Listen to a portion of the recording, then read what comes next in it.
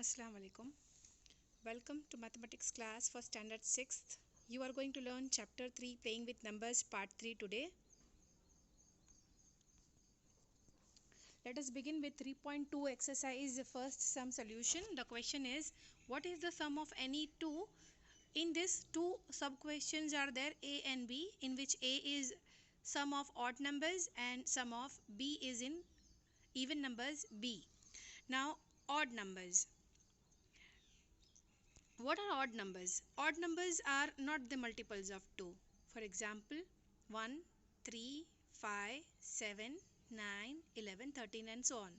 And even numbers are the multiples of 2. For example, 2, 4, 6, 8, 10 and 12.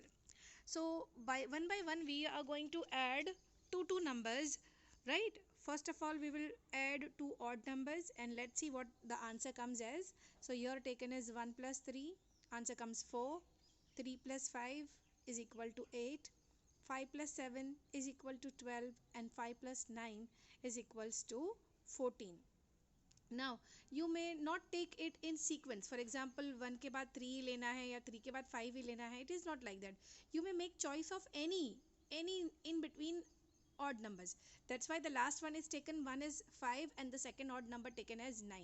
But whenever two odd numbers are added, you can see after equal you are getting all even numbers as the answers, right? So this is what we have concluded. Now we add two even numbers. So this is also, you need not take them in sequence. You may take in any order. So let's take 2 with 4 added, answer got 6. 2 plus 6, answer got 8. 4 plus 6, answer got 10, and randomly taken 8 and 6. Okay, you may take 2 and you may take 12. Answer will come as 14. So whatever answer here also we are getting, these all answers are even numbers. So whether you add two odd numbers or you add two even numbers, your answer is always even. Understood? So hence what we have concluded, the sum of any two odd number is even and the sum of any two even number is also even. So next question is 3.2's second question, where we are going to see true and false. So first question for true and false is, the sum of three odd number is even. Let's check it out. First of all, make a list of odd numbers. What are our odd numbers? Odd numbers are 1, 3, 5, 7, 9, 11, 13 and 15 and so on. Okay, but we have to take three odd numbers and add them. You can take any three. Let's take 1, 3 and 5 first. Added, answer comes as 9. Let's take 5, 7 and 9. Answer comes as 21. Let's take in some other order, 7, 9, 11. Okay, answer comes as 27. So when three odd numbers are added, what we concluded, the answer comes always odd. So the statement, the sum of three odd number is even, this statement becomes false. Okay. Next is, state whether the following statements are true or false. For the second question is, the sum of two odd numbers and one even number is even. Now let us check it out. First of all, take two odd numbers, okay, and one even. So I have taken odd numbers as 1 and 3, added 1 plus 3, and taken one even, that is 2. So 1 plus 3 gives you 4 and 4 plus 2 gives you 6. Okay. Now let's take two another odd numbers. I have taken 5 plus 7. Okay, and one even number I have added as 4. So 5 plus 7 give you 12 and 12 plus 4 will give you 16. So answer comes as even. Now let's take another two odd numbers. I have taken 9 and 13, added with one even number 6. 9 plus 13 will give you 22. Correct. 22 plus 6 will give you 28. Correct. So whenever we are adding two odd and one even, then all these three numbers sum always comes as an even number. So here the statement, the sum of two odd number and one even number is even, is true. Next is 3.2's C. The product of three odd number is odd. Product means multiplication. Let's multiple three odd numbers. 1 multiple 3 multiple 5. So 1 3s are 3 and 3 5s are 15. Okay. So what answer is? Answer is odd. Next is 1 3s are 3 and 3 sevens are 21. Again, the answer is odd. Next is 3 5s are 15 and 15 sevens are 105. Again, the answer comes as odd. So, the product of three odd numbers, that means the multiple of three odd number is always odd. This statement is also true. Next is, if an even number is divided by 2, the quotient is always odd. Let's see. Let's take the number 4 and let it divide it by 2. Your answer will come as 2. Let's take the number 6 and divide it by 2. Answer will come as 3. Let's take number 8 and divide it by 2. Your answer will be 4. So the question every time changes. See, for the first one it is even, for second one it is odd, for third one it is even. So the statement that every time when you are going to divide an even number by 2, the quotient will always be odd is false, because you may get the odd question or you may also get the even question. So that statement is false. Next is, now here equation, all prime numbers are odd. Now, if you are going to start with prime number, as I said in the earlier video, we had actually discussed about that blue box. Okay, in the box where 1 to 100 numbers were placed, and our one number was exclusively deleted because it is neither a prime number nor a composite number. So our number of prime starts with 2. And I have also said in that video that 2 is a even prime number, and it is the only even prime number. That means only 2 is even, but it is also prime. After that, whichever number you are going to get it, they are all odd primes. So we get one even prime number, and that is 2. So here it is mentioned in your E statement that all prime numbers are odd is false, because our 2 is an even prime number. Okay, let's go for number F. Prime numbers do not have any factors. Prime numbers do not have any factors. Let's see. If you're going to see, every prime number or any number is having at least first number one's multiple with itself. That means if you are going to take 2, 1 2s are 2, तो factors हो गए 1 और 2. अगर हम लेते हैं 4, तो 1 2s are 2, 1 4s are 4 और 2 2s are 4. तो यहाँ पर फैक्टर्स 4 के कितने हो गए? 1 हो गया, 2 हो गया, 4 हो गया. यानी फैक्टर्स तो होते ही हैं, चाहे वो प्राइम नंबर हो या कंपोजिट नंबर हो. बस प्राइम नंबर के कितने होते हैं? 2 होते हैं, 1 और वो नंबर खुद. ये तो होता ही है. हाँ, कंपोजिट नंबर्स के फैक्टर्स 2 से ज़्यादा हो सकते हैं, राइट? ओके, तो यहाँ पर जो मेंशन किया गया है कि prime numbers do not have any factors, ये रॉन्ग है, क्योंकि प्राइम नंबर्स के पास 2 फैक्टर तो होते हैं, एक 1 और दूसरा the number itself. So this is also a false statement. Now we have the next question from 3.2 exercise, second question as G for true or false. यहाँ पे बोला है sum of two prime number is always even. तो दो prime number को अगर हम add करें तो आंसर हमेशा इवन आता है. Let's check it out. हमने दो प्राइम नंबर लिए हैं, 2 + 3, दोनों प्राइम है, दोनों को ऐड कर दिया और आंसर आया है 5. 5 कैसा आंसर है हमारा? ऑड आंसर है. अब दूसरा लेते हैं, चलो 2 के साथ 5 ले लेते हैं. 2 + 5 7 आया आंसर. आंसर कैसा है? ऑड. अब लेते हैं 3 + 5. 3 + 5 8 होता है. आंसर कैसा है? इवन. 5 + 7 लेते हैं, दोनों प्राइम है, 5 भी प्राइम है और 7 भी प्राइम है, दोनों को ऐड करते हैं, answer will be 12. So you can see the sum can be odd and the sum can be even. So the given statement is false. Now we come to H. 2 is the only even prime number. Yes, just now a little earlier only we have discussed that prime numbers में एक ही है जो even है और वो 2 है. Thus the given statement is true. Next we come for I. All even numbers are composite numbers. All even numbers are composite. अगर हम बात करें 2 की, तो 2 इवन है लेकिन कंपोजिट नहीं है, वो प्राइम है. हाँ, 2 के बाद जितने भी नंबर्स मिलते हैं, राइट, इवन नंबर्स 4 6 8 10 12 14 16 18, ये सारे नंबर्स कंपोजिट होंगे. बट ये सारे नंबर्स इवन कंपोजिट नंबर्स होंगे, यानी ये इवन तो है ही और कंपोजिट हैं, यानी इनके पास दो के से ज़्यादा फैक्टर्स होते हैं। लेकिन हम सबसे पहले वाले नंबर की बात करते हैं, that is two. Two prime, two even number तो है, लेकिन टू इवन के साथ प्राइम है, कंपोजिट नहीं। इसीलिए ये जो स्टेटमेंट है ये फॉल्स हो जाता है। Okay, now we come to the next question, 3.2's third sum. Here the number 13 and 31 are prime numbers. Both these numbers have same digits in it, that is 1 and 3. So find such pairs of prime numbers up to 100.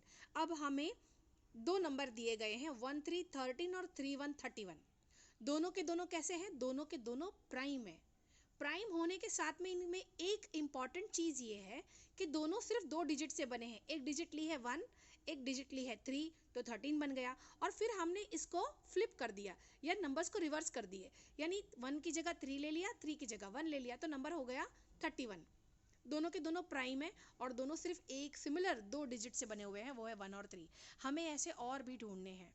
सो देखिए हमारे पास सारे सारे prime numbers को हमने blue colour का हमने highlight कर दिया है। हम लेते हैं 1 3 13 और 31, 31 हो गया हमारा, राइट। अब हमें ऐसे और कितने पेयर ढूंढने हैं? हमें ऐसे और कुछ पेयर्स ढूंढने हैं सिर्फ 100 तक।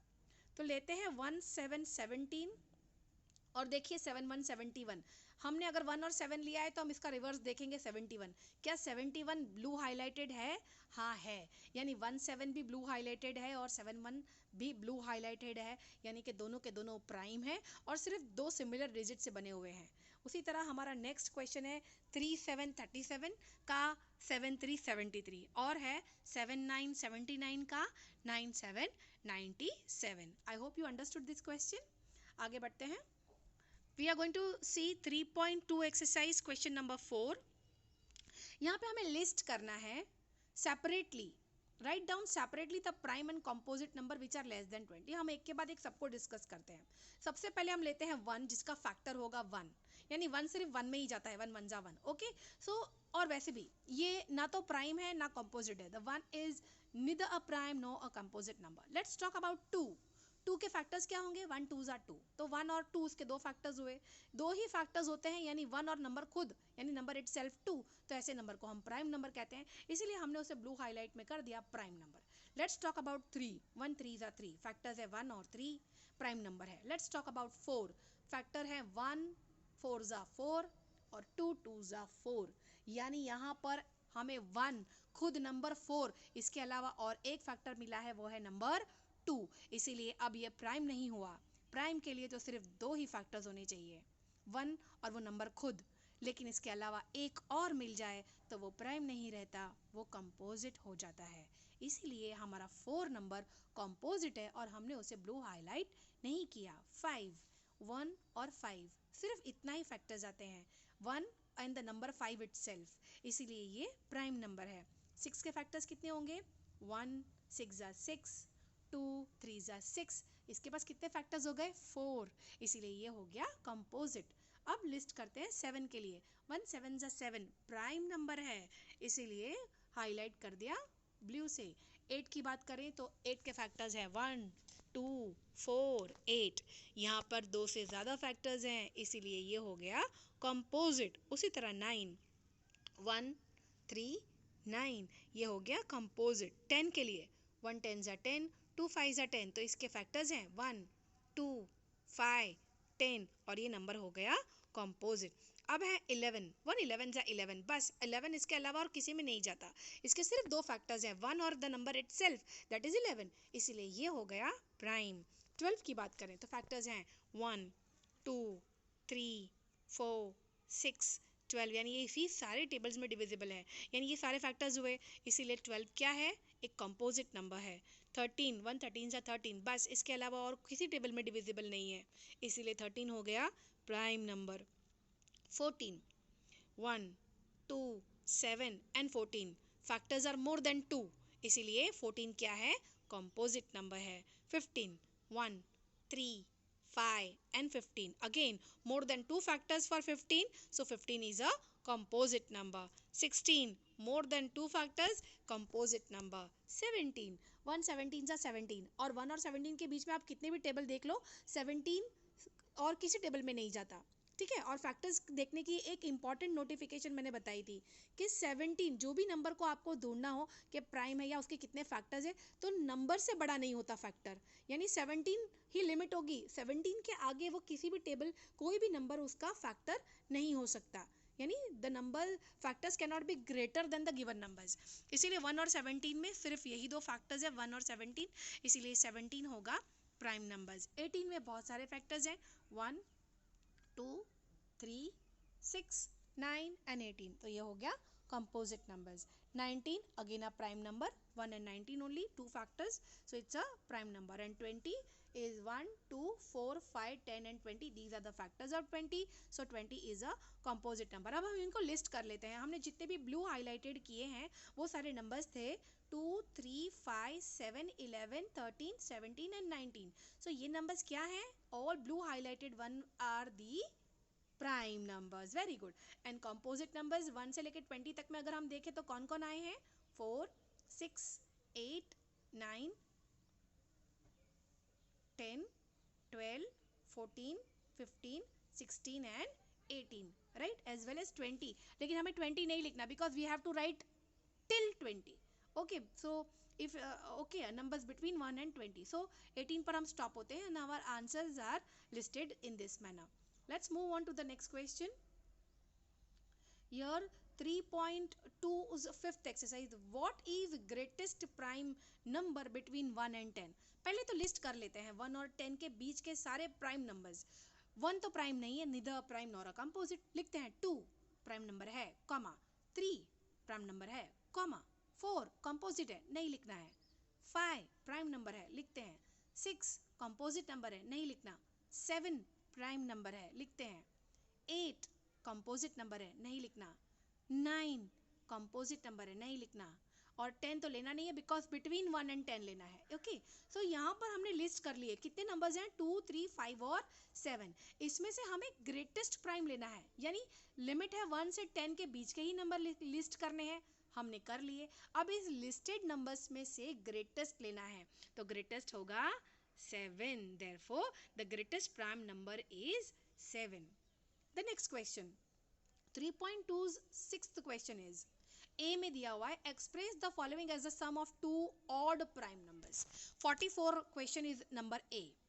44 को हमें 2 odd prime numbers लेने हैं, तो देखो हम ले सकते हैं, पहले तो ऑड लेते हैं और प्राइम लेते हैं दोनों। अब अगर हम लोग 1 + 43 करते हैं तो दोनों ऑड है, बट 1 जो है ना तो वो प्राइम है ना कंपोजिट है, इसका मतलब हम लोग 1 नहीं ले सकते, दैट्स वाई कैंसल्ड, कि ये वाला हम लोग सम नहीं ले सकते। Let's go for 2 + 42। अब ये नहीं ले सकते, क्यों मालूम है, उसने बोला है सम ऑफ 2 ऑड, लेकिन 2 तो इवन है, राइट, तो हम लोग 2 + 42 नहीं ले सकते क्योंकि 2 भी इवन हो जाएगा और 42 भी इवन है। हमें दोनों के दोनों ऑड लेने हैं और प्राइम लेने हैं, तो ये भी नहीं ले सकते, हम लोग कैंसिल कर दिया। Let's think about 3 with 41। Okay, मैं सब सीरीज सीक्वेंस में ले रही हूँ, पहले 1 लिया, फिर 2 लिया, अब 3 ले रही हूँ। 3 + 41, 3 क्या है, यस प्राइम है, 41 भी प्राइम है, दोनों प्राइम है, एज वेल एज दोनों के दोनों ऑड है, यानी हमने बिल्कुल सेटिस्फाई किया क्वेश्चन को कि 2 ऑड प्राइम लेने हैं, ऑड भी होने चाहिए प्राइम भी होने चाहिए। इसीलिए हमारे 44 को हम किसके दो सम्स किस नंबर्स के सम्स बताएंगे, 3 + 41। Let's go for question number B. उसी तरह हमें सम ऑफ 2 ऑड प्राइम्स बताने हैं 36 को। Let's begin with 1। 1 तो हम ले ही नहीं सकते, 1 is neither a prime number, right, it is odd but it is not prime, तो हम लोग नहीं ले सकते, कैंसिल। 2 नहीं ले सकते, क्यों, क्योंकि वो इवन है, कैंसिल।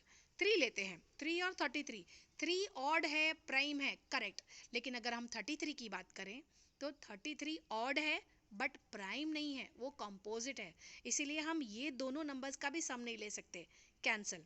4 इवन है, 32 इवन है, हमें तो ऑड चाहिए, कैंसिल।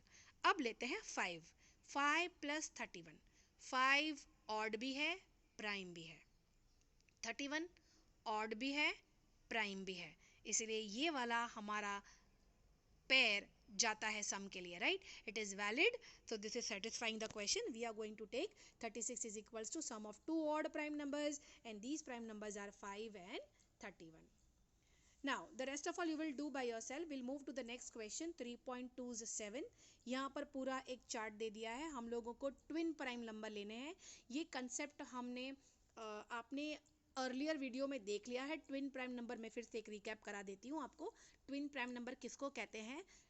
जो प्राइम नंबर सीक्वेंस में आते हो और उनके बीच में एक ही कंपोजिट नंबर हो, ऐसे नंबर्स को हम ट्विन प्राइम नंबर कहते हैं. वो नंबर स्टार्ट होते हैं, देखो 3 और 5. 3 और 5 के बीच में एक ही कंपोजिट नंबर है 4. ये वैलिड. और सेकंड तरीका है ढूंढने का ये कि अगर आप उन दो प्राइम नंबर्स को माइनस करोगे तो उन दोनों का डिफरेंस 2 आता है. तो ये भी हम करके देख लेते हैं. हमने 3 और 5 सिलेक्ट किया है, हम लोग 5 माइनस 3 करेंगे. 5 माइनस 3 करने से आंसर आता है 2.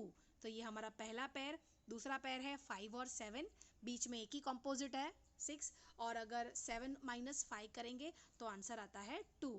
उसी तरह नेक्स्ट है 11 एंड 13, फिर आएगा 17 एंड 19. आप देख सकते हैं चार्ट में ब्लू हाईलाइटेड है और दो ब्लू हाईलाइटेड के बीच में एक वाइट है और वो वाइट होता है एक्चुअली कंपोजिट, है ना? तो हमें ऐसी जोड़ियाँ आराम से देखने मिल जाती है. दूसरा आएगा 41 एंड 43, फिर आएगा 71 एंड 73. उसके बाद में ऐसी कोई दो ब्लू हाईलाइटेड पैर नहीं है जिनके बीच में एक कंपोजिट हो. सो हमने सारे नंबर्स लिस्ट कर दिए हैं.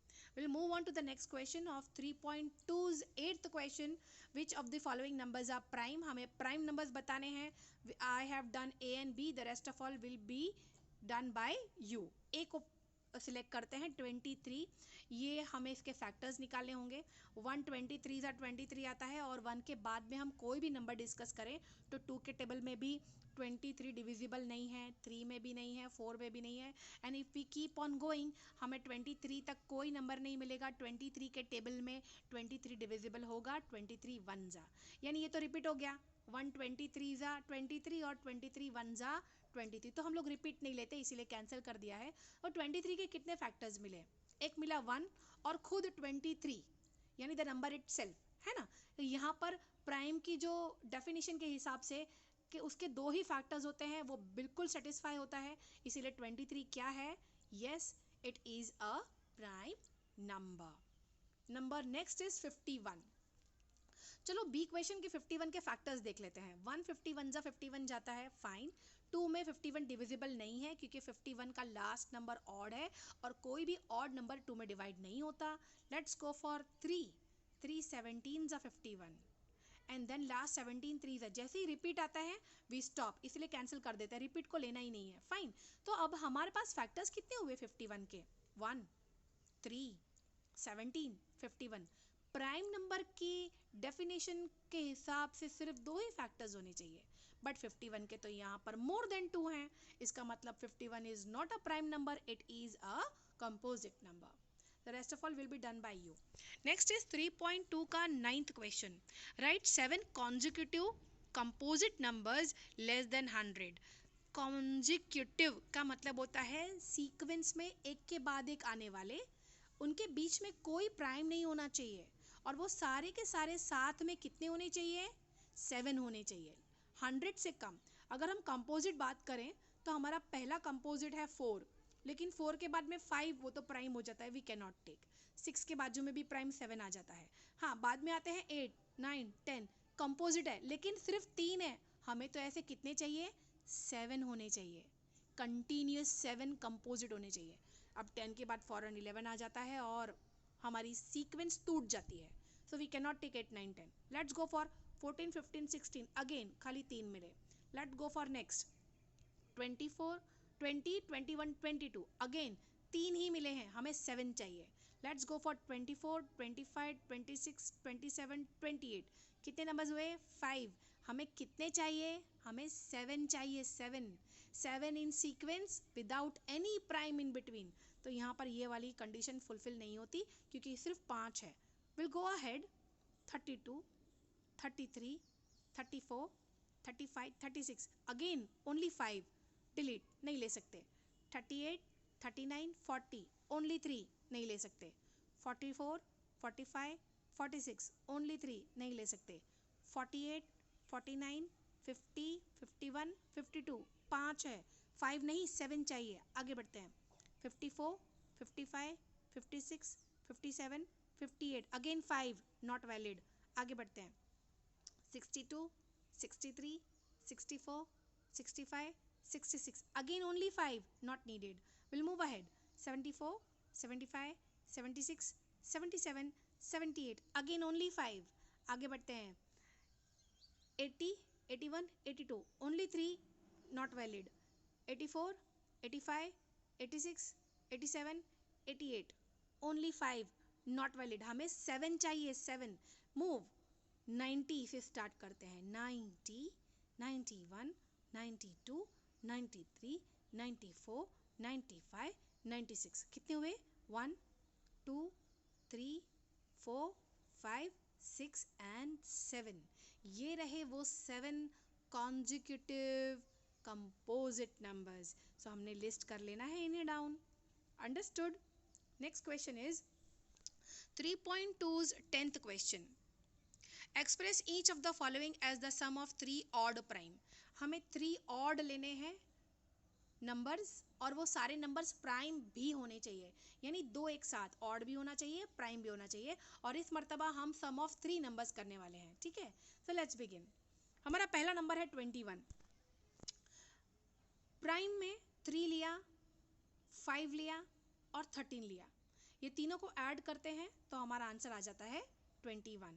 अंडरस्टूड? हमें 3 ऑड प्राइम नंबर्स का सम करना है ताकि हमारा गिवन क्वेश्चन ही हमारे आंसर में आए। तो देखो, मैंने 3 लिया, 5 लिया, 13 लिया, तीनों को ऐड किया तो क्वेश्चन का 21 is the upcoming answer, that is 21। Understood?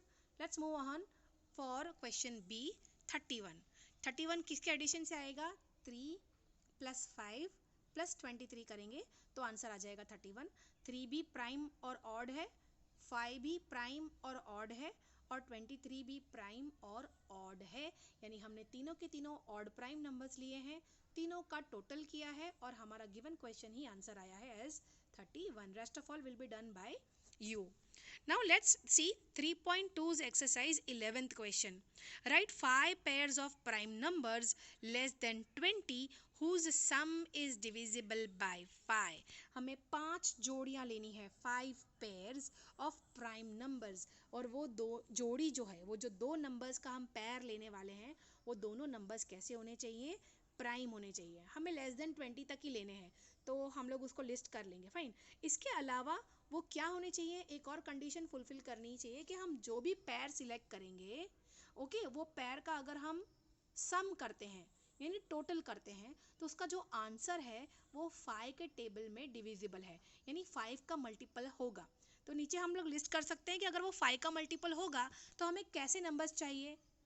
हमें चाहिए नंबर्स, जो हमारा आंसर आए वो आना चाहिए 5, 10, 15, 20, 25, 30, है ना? All these are the multiples of 5। तो ये हमारे आंसर्स होने चाहिए। हम जो भी 2 पेयर सिलेक्ट करने वाले हैं प्राइम नंबर्स के, वो दोनों को ऐड करने पर या तो 5 आना चाहिए, या तो 10 आना चाहिए, या तो 15 आना चाहिए, तभी वो 5 में डिविजिबल होगा। ठीक है, अब हमारे पास जो प्राइम नंबर्स हैं वो कहाँ से स्टार्ट करते हैं? हमें 2 से लेने हैं 20 तक ही। तो हम लोग लिस्ट कर लेते हैं। 2 और 20 के बीच में हमारे पास कितने प्राइम नंबर्स हैं? 2, 3, 5, 7, 11, 13, 17 और 19। अब हम इन्हीं प्राइम्स में से 2-2 सिलेक्ट करेंगे, उनको प्लस करेंगे ताकि आंसर आए या तो 5, या तो 10, या तो 15, ताकि वो 5 में डिविजिबल हो। ठीक है, लेट्स स्टार्ट। हमने सबसे पहले लिया है 5 के लिए, 5 × 5 में डिविजिबल होगा। 5 के लिए हमने 2 प्राइम लिए हैं, 2 + 3। 2 + 3 करेंगे तो आंसर आएगा 5। नेक्स्ट डिविजिबल होगा 10, 5 2 10 डिविजिबल होगा। तो 10 के लिए हमें 2 ऐसे प्राइम नंबर लेने हैं जो कि प्लस करो तो 10 आए, तो हमने लिया 3 और 7। 15 के लिए लिया 2 और 13। हमने जो अभी पिछली ये वाली जो लिस्ट हमारी जो नीचे वाली लास्ट लाइन में है, 2, 3, 5, 7, 11, 13, 17, 19, हमें इन्हीं नंबर्स में से लेना है, और इन्हीं नंबर्स में से कोई 2 नंबर ऐसे लेने हैं जिनको प्लस करने पर 5 आए, 10 आए, 15 आए, 20 आया, correct? Okay, and that's all. Okay, so हमने सारे पेयर्स लिख लिए हैं, 5 पेयर्स। और ये pairs को हमने brackets में लिखना है because these are the pairs of two prime numbers on sum giving the multiple of 5. The next and the last question of 3.2 exercise is 12th fill in the blanks. These all fill in the blanks are depended on the definitions which you have seen in the earlier video. A number which has only two factors. In this video also I have discussed many times, the number which is having only two factors is called a prime number. So this is a prime number. A number which has more than two factors, if it is having more than two factors, then the definition valid is for composite number. So what will come in the blank is called a composite number. One is neither a prime nor composite, right? Second, the smallest prime number is, yes, of course, 2. The smallest prime number is 2 and the smallest composite number is 4, because one is neither prime nor composite. After 1 comes 2, first prime, 3 second prime, then comes the first composite number 4. Okay, so this is how we had done. I hope students you understood the whole explanation of 3.2 exercise. Okay, we will meet in the next video. Till then, have a nice day. Goodbye.